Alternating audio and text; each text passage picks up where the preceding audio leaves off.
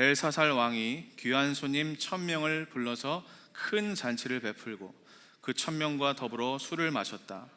벨사살 왕은 술을 마시면서 명령을 내려서 그의 아버지 느부갓네살 왕이 예루살렘 성전에서 가져온 금그릇과 은그릇들을 가져오게 하였다. 왕과 귀한 손님과 왕비들과 후궁들이 모두 그것으로 술을 마시게 할 참이었다. 그래서 예루살렘에 있는 하나님의 집 성전에서 가져온 금그릇들을 꺼내서 왕과 귀한 손님과 왕비들과 후궁들이 그것으로 술을 마셨다. 그들은 술을 마시고서 금과 은과 동과 철과 나무와 돌로 만든 신들을 찬양하였다. 그런데 바로 그때에 갑자기 사람의 손이 나타나더니 촛대 앞에 있는 왕궁 석고벽 위에다가 글을 쓰기 시작하였다. 왕은 그 손가락이 글을 쓰는 것을 보고 있었다.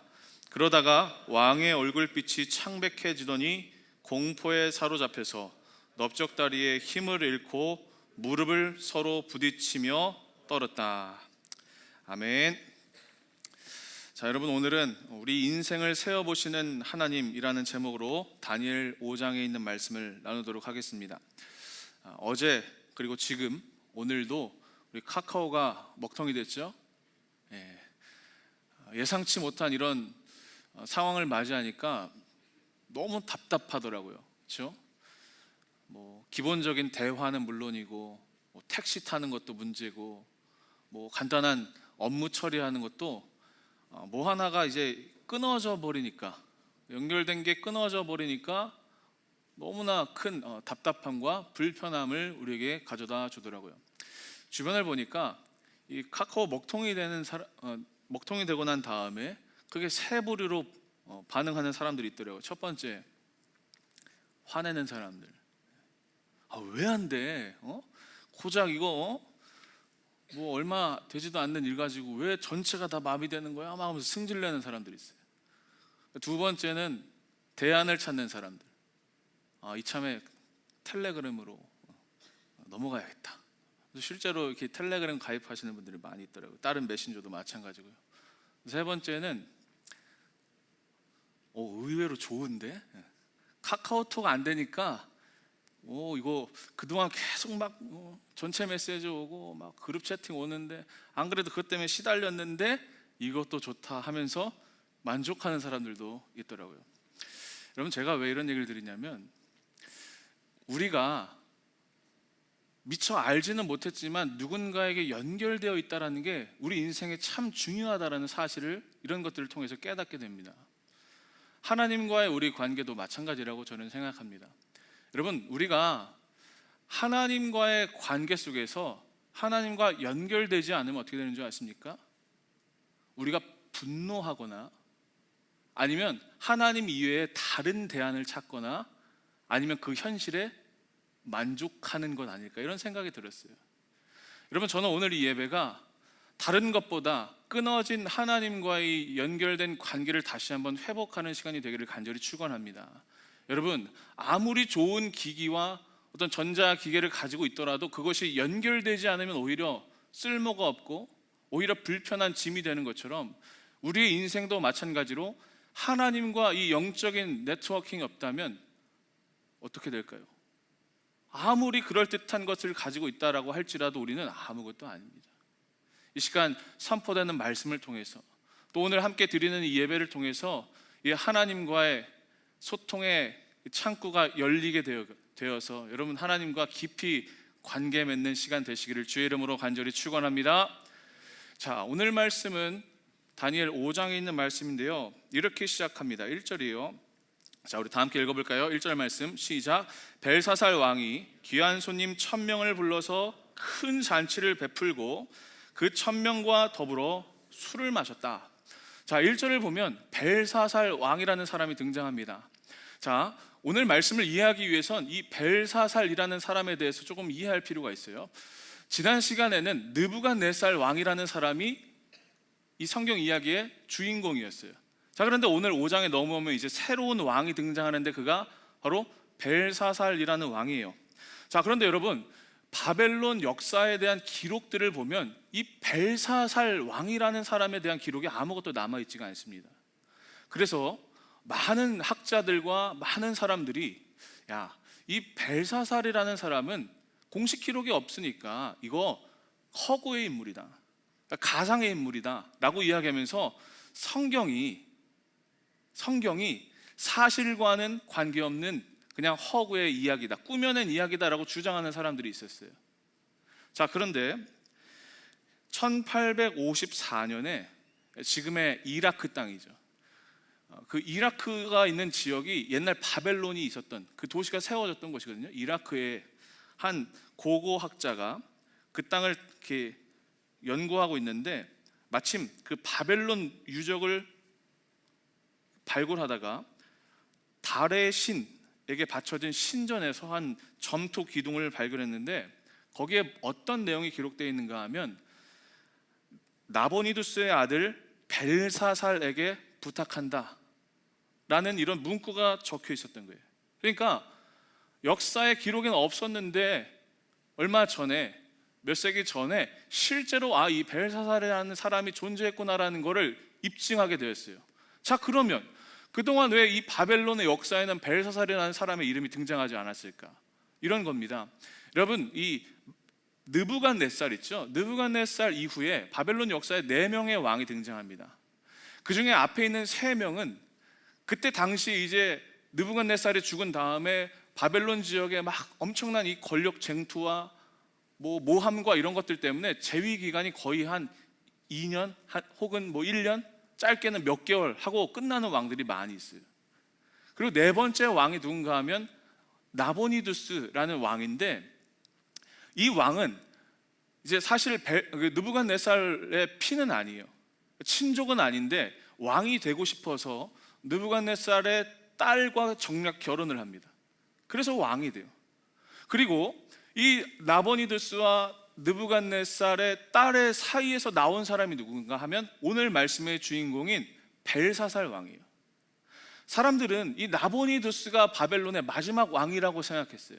실제 역사에 그렇게 기록이 되어 있으니까. 그런데 왜 이 벨사살이라는 사람의 이름이 없었는가 하면 이 나보니두스가 마지막 이제 왕으로 재임하고 있던 시절에는 이미 바벨론의 국군이 다 해가지고 나라가 이제 멸망하기 직전이었어요. 그래서 이 왕도 대부분 이 왕의 재임 기간을 전쟁터에서 보낸 거예요. 근데 이 느부갓네살이 했던 전쟁과는 달라요. 느부갓네살은 이 바벨론의 전성기를 이끈 왕이잖아요. 그러니까 정복 전쟁을 한 거예요. 막 이 세력을 확장하는 그런 공격적인 전쟁을 한 반면에 나보니두스는 어떤 왕이었냐? 외세의 침략을 막기에 급급한 거예요. 그러니까 이런 일을 하다 보니까 대부분 전쟁터에서 시간을 보냈겠죠. 자, 그러니까 이제 이 내부에 있는 통치를 누가 해야 돼요? 왕이 없으니까 자기 아들 벨사살을 세운 거예요. 이해가 되세요? 그러니까 대외적으로는 막 자기가 이제 전쟁을 하고 있으니까 내부에서 일어나는 막 밀란이나 폭동이나 이런 것들을, 이 불안한 정세를 잘 관리하기 위해서 누굴 세운 거예요? 자기 아들을 세운 거예요. 그게 벨사살 왕이라는 사람입니다. 자, 그런 상황에서, 이런 배경에서 오늘 말씀이 이제 시작되는 건데, 이때가 어떤 상황이었냐면 아버지는 밖에서 전쟁을 하고 있는데 패해가지고 사막에 도망가 있는 상태예요. 그리고 지금 이 바벨론 성 주변에는 메대와 바사라는 이 나라가 연합을 해서 바벨론을 점령하려고 포위를 하고 있어요. 무려 2년간 이 시간이 지속되고 있었던 상황이에요. 자, 그런데 오늘 1절 말씀에 보니까 벨사살 왕이 어떤 일을 했어요? 귀한 사람들, 요즘 말로 말하면 VIP 1000명을 왕궁에다가 불러다가 뭘 해요? 큰 잔치를 베풀었다라는 거예요. 왜 이런 일을 했을까요? 이유는 크게 2가지인데, 첫 번째, 바벨론 성은 절대 무너지지 않는다라는 근거 없는 자신감이 있었어요. 실제로 이 바벨론 성은 역사를 보면 말 그대로 철옹성이었어요. 성 주변에 엄청난 이 폭이 넓은 강이 흐르고 있고요. 그러니까 진입 자체가 어려운 거죠. 그 다음에 성벽이 무려 3겹이나 둘러싸여 있어요. 이 두께가 얼마나 두꺼웠던지 한 7m 된다라는 기록도 있어요. 그러니까 마차 4대가 지나다녔다. 성벽 두께만 이런 거예요. 그리고 성벽 위로 올라가면 간신히 그걸 뚫고 올라가도 거기에는 이제 방어용 타워가 있었어요. 그러니까 이건 절대로 정복할 수 없는 말 그대로 천혜의 요새였던 곳이 바로 바벨론 성이에요. 그리고 그 성 안에는 무려 20년어치의 식량이 구비되어 있었어요. 그러니까 적군이 쳐들어왔을 때 성문 걸어 잠그고 무조건 버티면 된다. 요즘 말로 존버하면 된다. 그죠? 버티면 이기는 거예요. 왜? 20년간 먹을 식량이 있으니까. 바벨론 절대 무너지지 않는다라는 이 자신감이 그들 안에 있었다라고요.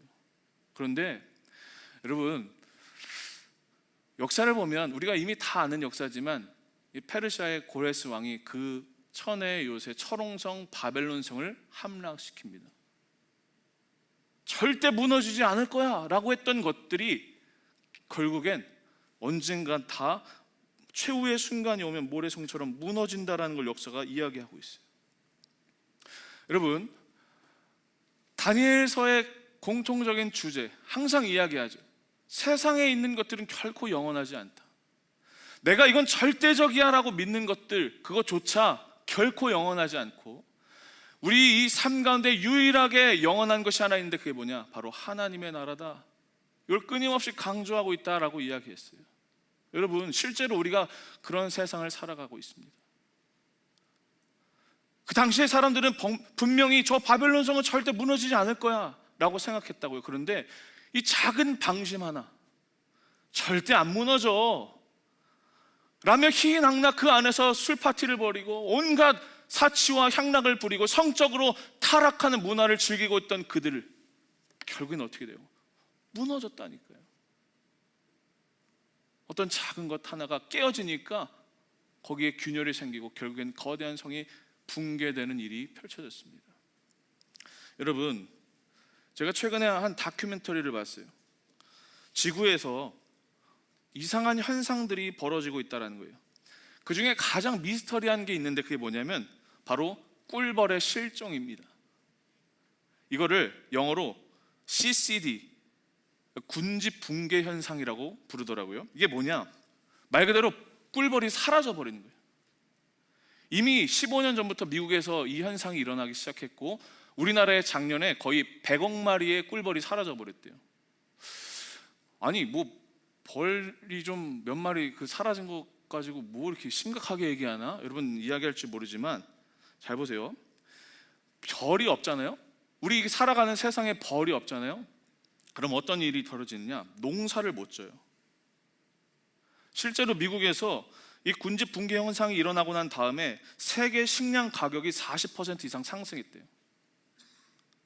그리고 우리나라 한국인 밥상에 오르는 채소의 약 70%가 벌이 일을 하기 때문에 먹을 수 있는 거예요. 엄청나죠? 아인슈타인이 이렇게 얘기했대요. 세상에 벌이 사라지면 인류가 4년을 버티지 못할 것이다. 여러분, 문제는 뭐냐면 왜 벌이 사라졌는지를 모른다는 거예요. 여러 이야기를 하고 여러 근거를 대는데 어떤 사람들은 요즘에 이제 핸드폰 너무 많이 가지고 다니니까 전자파 때문에 벌이 방향감각 상실해가지고 집으로 돌아가지 못하는 거다. 어떤 사람들은 이 벌에 있는 방향감각을 상실하게 하는 바이러스가 침투한 거다. 뭐 농약 성분 때문이다. 기후가 따뜻해져서 그렇다. 뭐 여러 가능성 제기하지만 아직 정확히 모른다는 거예요. 근데 제가 그 다큐멘터리를 보면서 깨달은 게 있어요. 우리 인생과 우리 세상 속에 정말 우리가 그냥 스쳐 지나가는 저 벌 한 마리가 없으면 우리 세상이 이렇게 무너지는구나. 하나님의 이 설계와 하나님의 섭리라는 것은 정말로 오묘하구나. 완벽하게 설계가 되어 있구나 라는 것을 깨닫게 된다는 거예요. 여러분, 지금 이 시간에도 마찬가지예요. 여러분들의 삶 가운데 있는 작은 부분들 있잖아요. 여러분들의 삶을 지탱하고 있는 작은 부분들, 혹여 그것이 여러분들 마음이라고 할지라도 그것이 하나둘씩 무너지기 시작하는 순간 어떻게 되는 거예요? 전체가 무너지는 거예요. 내가 이것만큼은 영원할 거야. 작은 구멍 하나 내는 거 괜찮아. 방심하고 있는 순간 어떻게 된다고요? 폭삭 멸망한다는 거예요. 성경이 경고하고 있는 내용입니다. 여러분, 세상에 영원한 것은 없습니다. 영원한 것은 없습니다. 영원한 것은 없습니다. 제가 대학생 때는 우리 SNS가 잘 발달되어 있지 않았어요. 그래서 제가 어렸을 때는, 여러분 싸이월드 아세요? 네. 싸이월드가 대세였어요. 거의 10이면 10명 다 거의 다 싸이월드 했어요. 그래서 싸이월드 뭐 스킨도 그 바탕 화면 꾸미기도 하고 막 BGM 사서 도토리 아시죠? 네. 실제로 돈을 많이 투자했어요. 뭐 프리스타일 Y, 네. 이런 노래들, 그죠? 우리 특히 형제님들 SG 워너비, 뭐 내 사람, 네.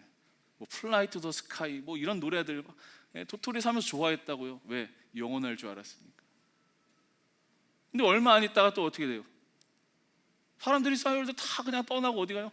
페이스북 갔어요. 페이스북 영원할 줄 알았어요. 지금 어떻습니까? 이미 시들시들해졌죠? 네. 다 인스타그램 넘어가죠? 제가 하나 예언할까요? 여러분, 인스타그램이 얼마나 갈까요? 결코 영원하지 않습니다. 제가 왜 이런 얘기를 하냐? 여러분, 지금 여러분들이 영원할 것이라고 생각하는 것들 있잖아요. 실제로 그렇지 않다는 거예요. 세상은 더욱더 빨리 변하고요, 더욱더 중요하다고 말하는 가치가 속속 변할 거예요. 우리가 뭘 붙잡아야 될까요? 본질을 붙잡는 거예요. 영원한 것에 소망을 두는 거예요. 그것이 무엇입니까? 바로 하나님 나라입니다. 하나님 역사예요. 변하지 않는, 풀은 마르고 꽃은 시드나 영원히 변하지 않는 신실하신 그 하나님의 말씀에 우리의 소망을 두는 거예요. 그것이 우리가 인생을 살아갈 수 있는 유일한 지혜입니다. 자, 이렇게 이제 이 성벽이 얼마 안 있으면 무너질 것 같은 풍전등화 같은 이런 위기와 혼란 속에서 왕이 1000명을 초대해서 파티를 벌이고 있었죠.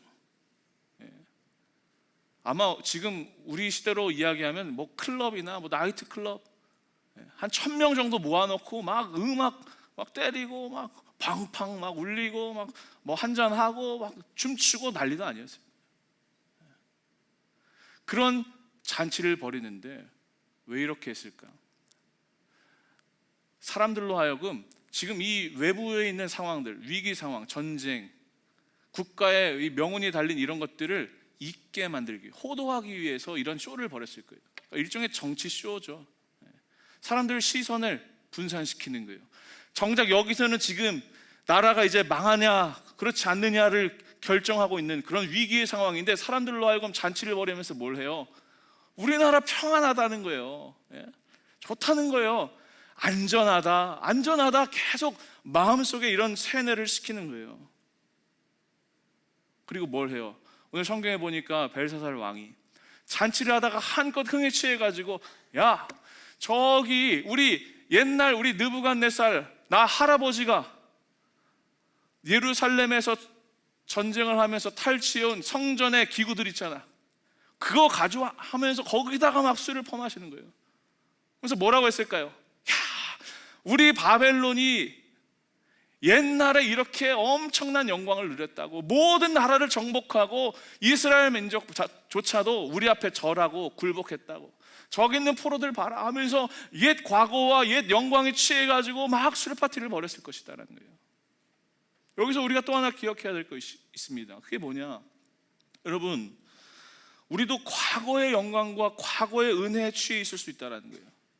믿음 생활을 하면서도 내가 10년 전에는 이렇게 열심히 했었는데, 과거에 만난 하나님, 실제로 그럴 수 있잖아요. 여러분, 우리가 뭐 회사 생활하거나 사회생활 하면서 꼰대 이야기하죠. 뭐 라떼는 저거 왜 얘기하는 거야? 뭐 얼마나 고생했나는 그게 무슨 의미가 있어? 우리가 욕하죠, 비난하죠. 여러분들 잘 보십시오. 여러분들이 영적인 꼰대일 수도 있어요. 과거에 만난 하나님만 끊임없이 생각하고 이야기하고 회상하고, 오늘 내 삶 가운데서 역사하시는 하나님의 인재를 경험하지 못한다라고 한다면 우리야말로 영적인 꼰대일 수 있다는 거예요. 나 때는 말이야, 나 20살 때는 말이야, 나 그땐 말이야 선교 이렇게 하고 수련회 이렇게 했는데. 여러분, 우리 마음을 다시 한번 과거의 영광이 아니라 오늘 현재 나에게 주시는 그 하나님의 영광으로 우리의 마음을 확정하고 확정해야 돼요. 그 갈망과 사모가 있어야 돼요. 두근거림이 있어야 한다라는 겁니다. 자, 이렇게 잔치가 한창 벌어지고 있을 때, 그때 기이한 현상, 하나님의 역사가 시작이 됩니다. 5절 말씀이에요. 자, 5절 말씀 한번 읽어볼게요. 제가 읽습니다. 말씀 한번 띄우실래요? 5절 말씀 안 나오면 제가 읽습니다. 그런데 바로 그때에 갑자기 사람의 손이 나타나더니 촛대 앞에 있는 왕궁 석고 벽 위에다가 글을 쓰기 시작하였다. 왕은 그 손가락이 글을 쓰는 것을 보고 있었다. 자, 한창 파티가 진행되고 있는데 갑자기 왕 이 주변에 꾸며진 무대에 큰 석고 벽이 이렇게 있었는데, 여러분 한번 상상해 보세요. 지금 이 벽이라고 한번 생각해 봅시다. 잔치를 막 벌이고 있는 거예요. 옛날 예루살렘, 그 예루살렘 성물 기구 가져와, 뭐 부어라 마셔라, 뭐 369 막 하고 있는데, 갑자기 저 벽에서 손가락이 나타나더니 글씨를 막 쓰는 거예요. 모든 사람들이 깜짝 놀라서 그 광경을 쳐다보게 됐어요. 얼마나 그 광경이 무섭고 떨렸는지 성경에 보니까 이 벨사살 왕이 공포에 질려서 얼굴이 창백해지고 두 다리에 힘이 풀리고, 얼마나 무서웠던지 이 다리가 서로 부딪힐 만한, 무릎이 막 부딪혀질 만한큼 떨었다라고 기록하고 있어요. 이 광경을 본 왕이 급히 바벨론에 있는 지혜자, 주술가, 점성가들 다 다시 불러 모읍니다. 그러고 뭘 해요? 이 벽에 쓰여진 글씨가 도대체 무슨 뜻인가 해석하라. 만약에 이 글의 의미를 해석하고 맞추는 사람에게는 내가 바벨론에 있는 셋째 통치자, 모든 부와 명예를 주겠다. 여러분, 왜 셋째일까요? 오늘 읽지는 않았지만 항상 여기서 셋째라고 강조하는 이유는 뭘까요? 첫째 왕 누구예요? 나보니두스. 둘째 왕 벨사살 자기 자신이에요. 그러니까 자기의 다음에 버금가는 부와 명예를 주겠다라는 거예요. 그런데 아무도 맞추질 못했어요. 그렇게 낙심하고 이걸 어떻게 하나 겁에 질려 있을 때 벨사살 왕의 어머니, 그러니까 느부갓네살의 딸이죠, 왕의 어머니가 나타나서 이야기를 합니다. 다니엘이라는 사람을 한번 만나보십시오. 왜? 느부갓네살의 딸은 직접 눈으로 보았어요. 어떤 일을요? 자기 아버지가 꿈 때문에 잠을 이루지 못하고 번민하고 있을 때 바벨론 포로인 다니엘이 와서 그 꿈을 맞추고 해몽하는 이야기를 다 들었어요. 그래서 느부갓네살 왕이 막 하나님을 찬양하는 이야기 딸이 직접 보고 목격했죠. 그 이야기를 하는 거예요. 우리나라에 내 아버지가 계실 때 다니엘인 사람이 이러이러한 일들을 했었는데 그 사람은 맞출 수 있을 겁니다. 왕이 바로 다니엘을 소집합니다. 이때가 다니엘의 나이 무려 85세 때입니다. 청소년이 아니에요. 청년도 아니에요. 이미 느부갓네살 이후에 수십 년이 지난 다음에 아마도 이 다니엘은 권력의 이 변화 속에서 제하에 묻혀 있었을 거예요. 배제돼 가지고 그냥 조용하게 지내고 있었던 사람이었던 것 같아요. 이 다니엘이 다시 한번 역사의 무대에 등장하는 순간이 오늘 다니엘 5장에 있는 말씀이에요.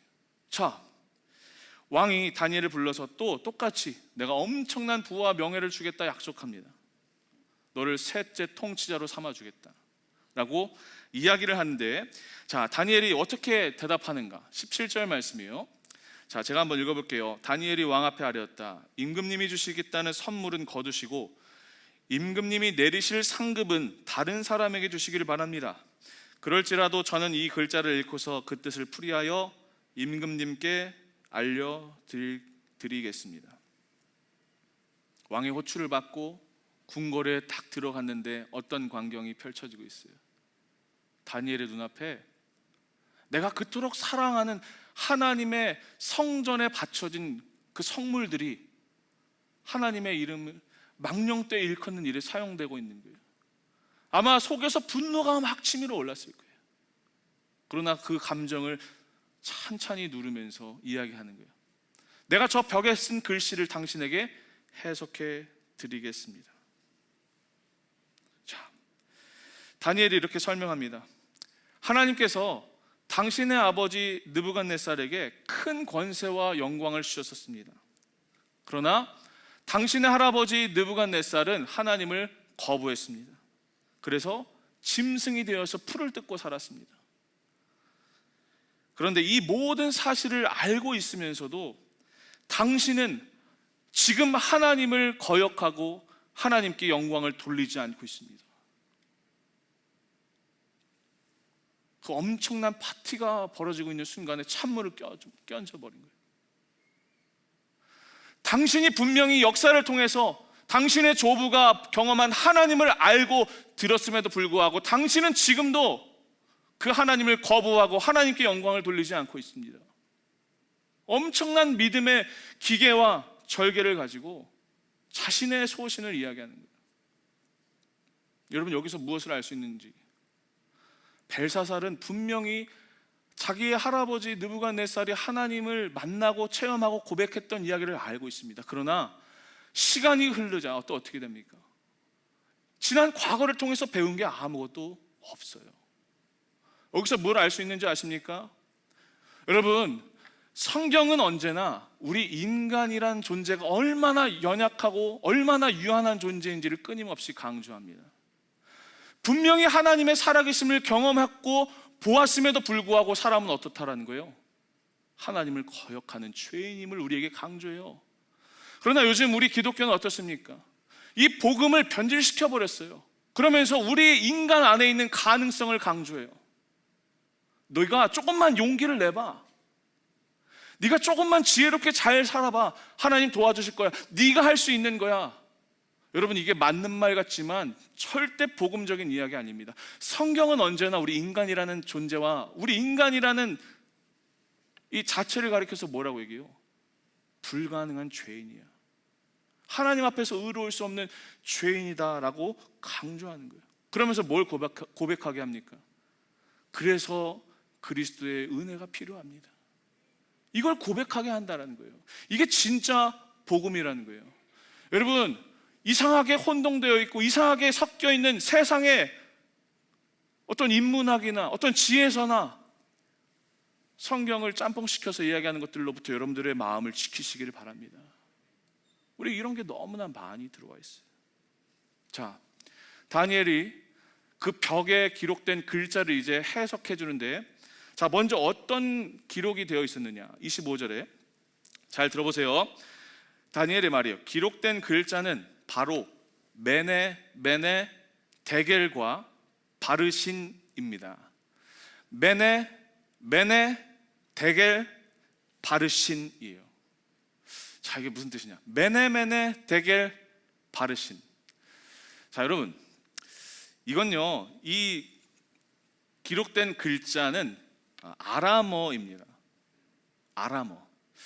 아람어는 이때 당시에 통용되고 있었던 세계 공용어예요. 분명히 바벨론 사람들도 이 메네 데겔 바르신이라는 단어를 알고 있었어요. 그런데 왜 해석을 못했을까? 뭐 여러 가지 이야기가 있어요. 이 지금 기록된 메네 데겔 바르신은 아마도 암호 코드처럼 복잡하게 좀 기록되었을 것이다, 뭐 이렇게 얘기하는 사람도 있고, 또 어떤 사람들은 가로로 기록해야 되는데 세로로 뭐 메네 데겔 바르신 이렇게 기록해서 못 알아봤다. 또 어떤 사람은 기록된 글자가 아람어 고어다. 그러니까 마치 우리가 옛날 한글 보면 잘 읽지 못하는 것처럼 바벨론 사람도 그랬을 수도 있을 것이다, 뭐 이런 얘기를 해석을 하는데, 자, 어쨌든 제가 가장 합리적인 해석을 한번 여러분들께 공유해 볼게요. 여러분, 메네라는 말은 그러니까 히브리어로 문화. 여러분, 복음서의 문화 비유 예수님께서 하시는 거 들으신 적 있으시죠? 문화라는 말이에요. 문화가 뭐냐면 돈이에요. 돈. 그러니까 돈이니까 어떤 의미가 담겨 있냐면 세어보다라는 거예요. 세다. 돈을 세잖아요. 자, 그러면 데겔은 세겔입니다. 세겔도 들어보셨죠? 성경에 많이 나오는 화폐입니다. 이건 말 그대로 동전이에요. 무게의 단위예요. 그러니까 이 데겔에 담긴 의미는 뭐냐? 저울에 달아보다라는 의미예요. 자, 그 다음 바르신은 어떤 의미냐? 바르신은 절반, 그러니까 나누다라는 의미도 되고, 또 또 어떤 학자들은 이렇게 해석해요. 바르신과 페르시아의 이 발음이 유사하잖아요. 그러니까 상징 속에 이렇게 두 가지를 내포한 거예요. 페르시아, 바벨론 다음에 오는 나라가 페르시아죠. 페르시아로 나뉘게 될 것이다. 그러니까 메네 데겔 우 바르신이라고 하면 하나님께서 세어보신다, 그리고 저울에 달아보셨는데 나누어졌다 라는 의미가 되는 거예요. 바벨론 사람들이 이걸 모르고 이렇게 동사적으로 해석을 해야 되는데 모르고 명사로 해석해버린 거예요. 그러니까 문화는 화폐 단위잖아요. 문화가 약 100이라는 가치를 지닌다고 하면 이 세겔은 1이라는 가치, 그러니까 100대 1 정도의 가치가 되거든요. 그리고 이 바르시는 절반이라고 얘기했죠. 그러니까 잘못 해석하면 이렇게 되는 거예요. 100, 1, 0.5. 명사로 보면 그렇게 되는 거예요. 이해가 되시나요? 그러니까 여기 지금 1, 0.5가 된 거예요. 근데 다니엘이 어떻게 해석한 거예요? 명사가 아니라 동사적으로 해석한 거예요. 뭐예요?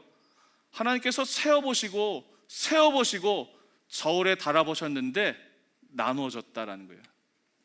자, 이게 어떤 의미일까? 왜 하나님께서 이런 환상을 보여주셨을까?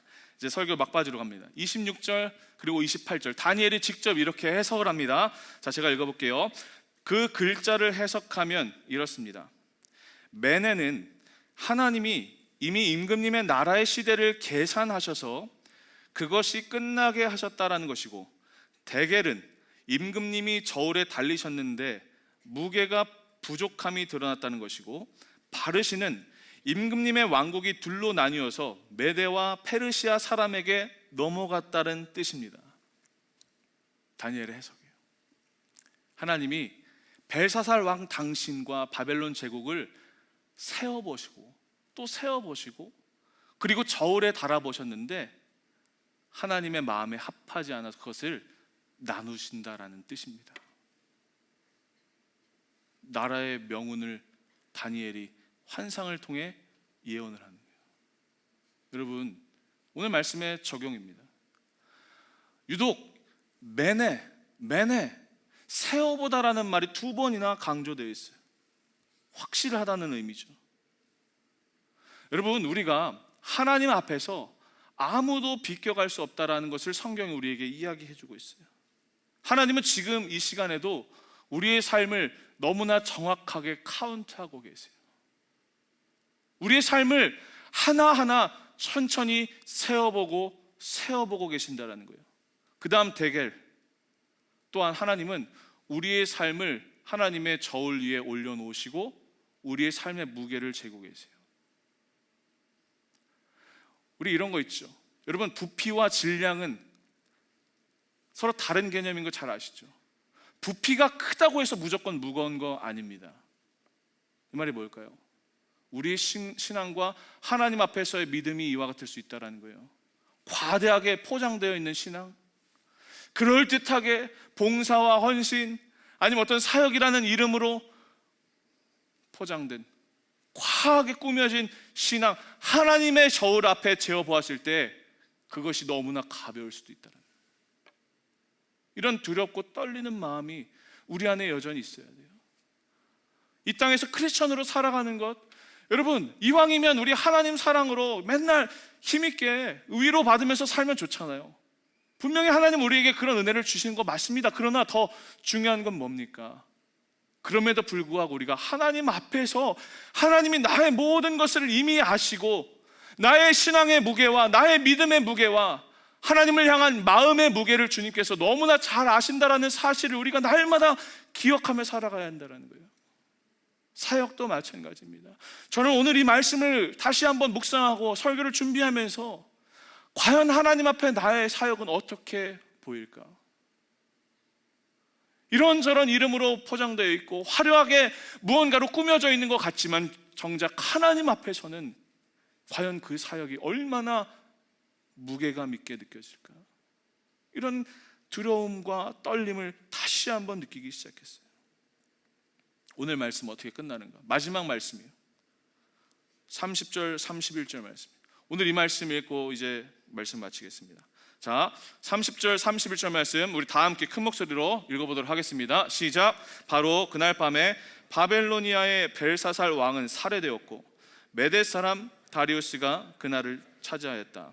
다리우스의 나이는 62살이었다. 그 벽에 쓰신 글씨가 나타난 그날 밤에 벨사살 왕이 어떻게 됐어요? 죽었어요. 살해가 됐어요. 누구에 의해서? 하나님이 말씀하시고 하나님이 경고하신 페르시아 왕을 통해서, 그 고레스를 통해서 벨사살 왕이 그날 바로 죽게 되었어요. 여러분, 이 대목에서 정말 오묘한 하나님의 섭리와 계획을 우리가 알아야 됩니다. 여러분, 이제 이 벨사살 왕이 죽은 다음 날, 만약에 다니엘이 이 왕 앞에 나타나서 그 쓰신 글씨를 해석하지 못했다면 다니엘은 그냥 살던 대로 제하에서 그냥 일상을 살아가다가 국가가 정복되고 새로 들어온 왕에 의해서 아마 다 숙청이 되었을 수도 있어요. 그럴 가능성이 너무나 높습니다. 왜요? 바벨론 사람이니까요. 어정쩡한 위치에 있는 고위 관료이니까요. 그러나 하나님의 타이밍과 하나님의 계획은 너무나 완벽하고 정확한 것이 무엇이냐? 그 마지막 날 밤에 벨사살 왕을 통하여 하나님이 다니엘을 다시 한번 나라의 세 번째 통치자로 세우셨어요. 그리고 하나님의 뜻과 하나님의 예언대로 다니엘은 바벨론 이후에 페르시아 고레스 왕 때까지 뭘 합니까? 나라의 통치자로 섭니다. 왜 그랬을까요? 하나님의 뜻이 있었어요. 다니엘을 바벨론에 보내신 이유가 뭐였어요?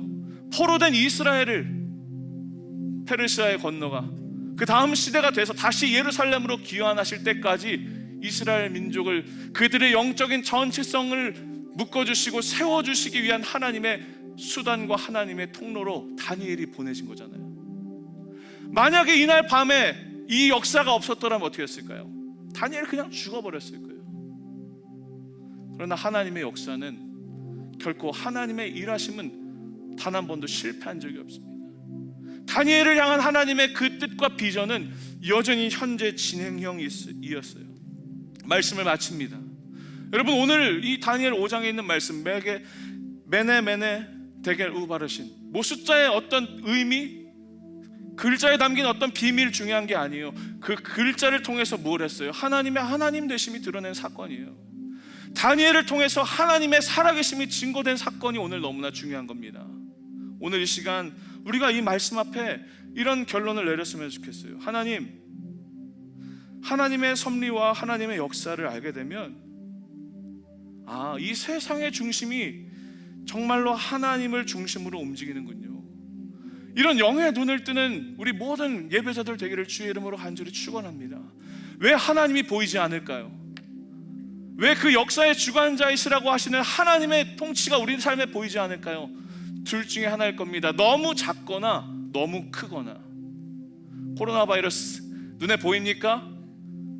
보이지 않습니다. 물론 현대 과학으로 확대하면 그 바이러스 입자가 보이겠지만 우리 눈에 작아서 보이지 않는 것. 또 하나, 너무 커서. 여러분, 작은 곤충 하나가 바라보는 세계가 어떨까요? 작은 곤충 하나가 바라보는 이 물건 하나는 어떻게 보일까요? 이게 온전한 물건으로 보일까요? 그렇지 않습니다. 왜요? 너무 커서 보이지 않기 때문이에요. 우리가 미처 다 깨닫지 못하는 이유가 바로 여기 있습니다. 하나님의 나라는 너무나 크고 또 우리 가운데 너무나 세밀하게 역사하기 때문에 우리가 그것을 바라보지 못할 뿐입니다. 말씀을 마치면서 여러분, 우리의 삶 가운데 여전히 하나님은 살아 계십니다. 그리고 그 다니엘을 통해서 역사하신 하나님의 통치와 다스리심은 지금 이 시간에도 여전히 현재 진행형이라는 사실입니다. 여러분들이 이 시대 가운데 다니엘처럼 귀하게 쓰임받게 되기를 간절히 축원합니다. 우리 안에 있는 어떠함 때문이 아니라 하나님의 그 통치와 하나님의 은혜로 우리가 귀한 믿음의 일꾼으로 쓰임받게 되어서 이 땅에 하나님의 나라를 전파하고 하나님의 역사를 여전히 이루어갈 수 있는 축복의 통로로 다 쓰임받게 되시기를 주의 이름으로 간절히 축원합니다. 여러분들 각자의 삶의 자리에서 이 일을 감당하십시오. 하나님의 역사를 경험하게 되는 거룩한 주의 종들 되시기를 주의 이름으로 간절히 축원합니다. 기도하겠습니다. 하나님, 우리의 인생을 세워보시고 또 저울에 달아보시며 우리의 모든 깊은 것까지 통달하시는 주님 앞에 하나님, 우리의 인생의 밀도와 우리의 믿음의 질량이 더욱더 가득가득 예수 이름으로 채워지기를 원합니다. 두렵고 떨리는 일이지만 또한 그 부르심과 그 영광과 그 존귀함이 얼마나 큰지 저들의 마음 가운데 그것이 느껴지게 하시고 그 부르심 앞에 때론 어려운 길일지라도 믿음으로 순종하는 거룩한 이 시대의 다니엘로 살아갈 수 있도록 주님 축복하여 주옵소서.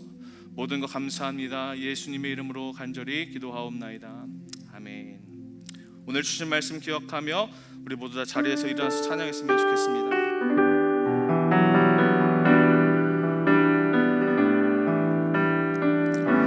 오늘은 우리 따로 기도하는 시간 갖지 않고 우리 찬양으로 우리의 곡조 있는 기도를 올려드리도록 하겠습니다. 주님 손에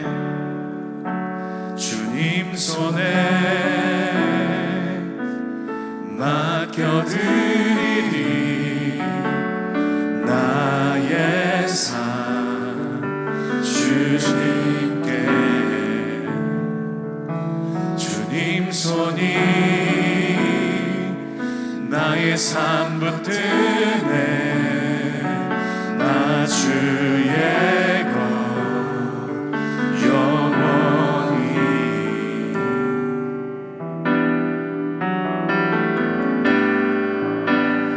내가 믿는 분 예수, 내가 속한 분 예수, 삶의 이유 되시네. 내 노래 대신 내가 믿는 분, 내가 믿는 분 예수, 내가 속한 분 예수, 삶의 이유 되시네. 내 노래 되시네. 전심으로 우리 2절로 찬양합시다. 주와 함께, 주와 함께 걸어가리라. 모든 길을 주실래. 주 뜻 안에, 주 뜻 안에 나 살아가리. 주의 약속은 영원해. 우리 함께 믿음으로 찬양합시다. 내가 믿는 분, 내가 믿는 분 예수, 내가 속한 분 예수, 삶의 이유 되시네. 내 노래 되시네. 내가 믿는 분, 내가 믿는 분 예수,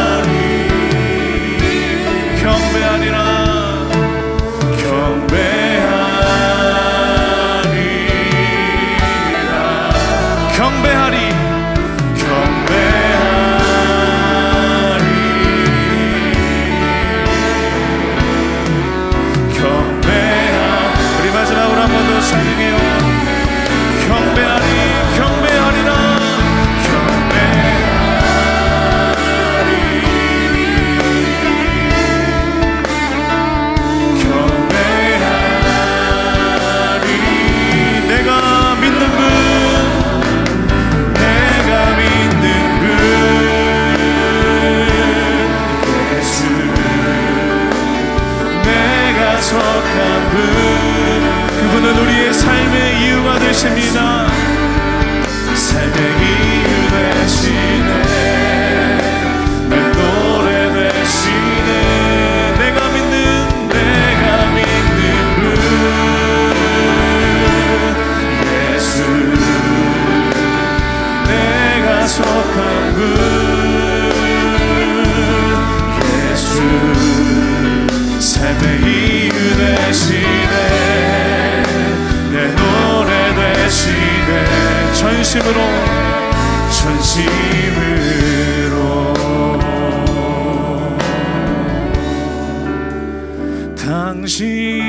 당신은 순결하고 아름다운 주이십니다. 여룩하고 사랑스러운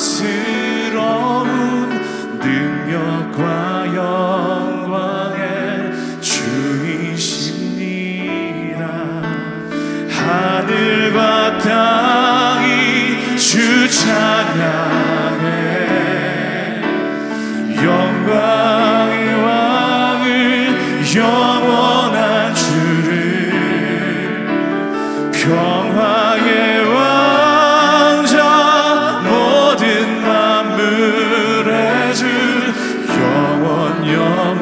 영원토록 주님을 높. 나의 예수 온 맘 다해 사랑해요.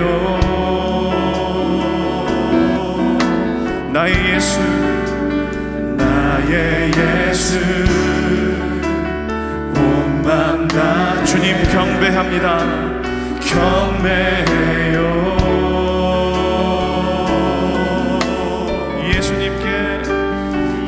예수님께 온 맘 다해 순복해요.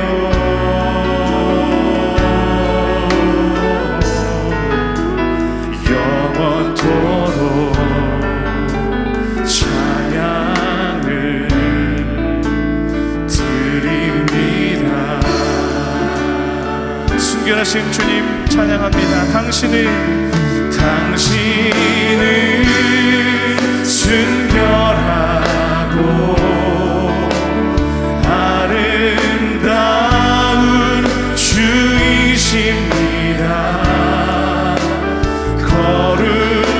거룩하고 사랑스러운 능력과 영광의 주이신 하늘과 땅이 주 찬양해. 영광의 왕을 영원한 주께 평화의 왕자 모든 만물의 주 영원토록 주님. 한 번 더 찬양해요. 당신은 순결하고 아름다운 주이십니다.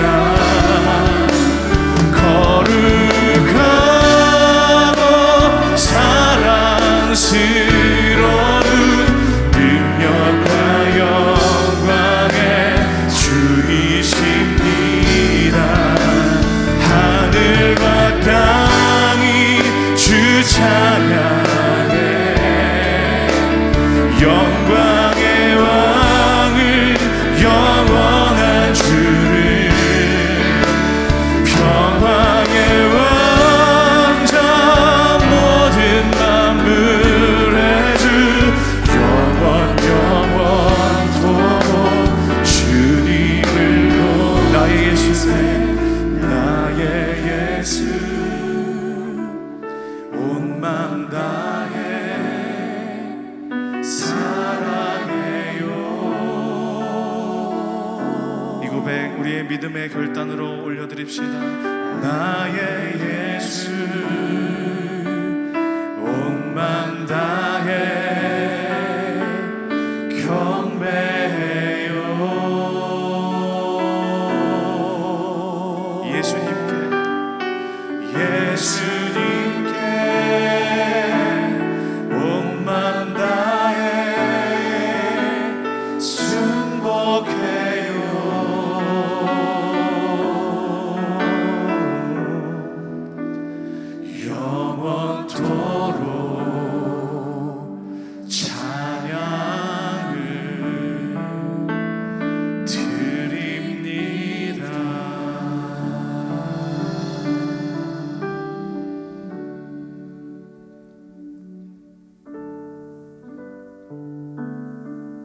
하나님 감사합니다.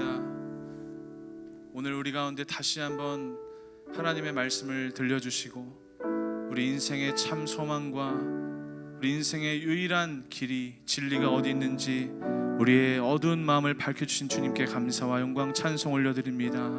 하나님, 우리 사랑하는 모든 청년들 오늘 주신 말씀 기억하며 그 화려한 세상의 문화와 향락과 사치와 온갖 성적인 타락이 만연한 그 가운데서도 담대히 하나님의 일을 선포했던 다니엘과 같은 귀한 믿음을 저들 가운데 허락해 주시기를 하나님 간절히 축원합니다. 주님 도와 주옵소서. 하나님이 나에게 주신 것들을 또 하나님이 나에게 불러주신 자리를 기억하게 하시고 담대하게 세상을 향하여 하나님의 하나님 되심 선포하는 거룩한 이 시대의 다니엘로 살아가도록 주님 축복하여 주시옵소서. 하나님, 날마다 주님 앞에 우리의 마음과 우리의 생각을 저울질 해보길 원합니다. 하나님께서 일일이 우리의 모든 것 세워주신다라는 것, 우리의 아픔도 세시고 또 우리의 연약함도 주님께서 세워보시고 또 주님을 향한 진심까지도 우리의 모든 것까지 주님께서 다 세워보시고 하신다라는 것 우리 기억하며 날마다 거룩한 하나님 앞에서 살아가는 귀한 믿음의 종들 다 되게 하여 주시옵소서. 하나님, 귀한 예물을 주님 앞에 올려드립니다. 하나님, 이 예물을 축복하여 주시고 30배, 60배, 100배의 결실로 하나님께서 채우시는 기적의 예물 되도록 주님 인도하여 주옵소서. 이제는 우리 주 예수 그리스도의 은혜와 하나님 아버지의 크신 사랑과 성령님의 감화 감동 역사하심이 오늘 주신 말씀 기억하고 다시 한번 이 시대의 다니엘로 살아가기를 소망하고 결단하는 거룩한 하나님 백성 위에 이제부터 영원토록 함께하여 주시옵기를 간절히 축원하옵나이다. 아멘.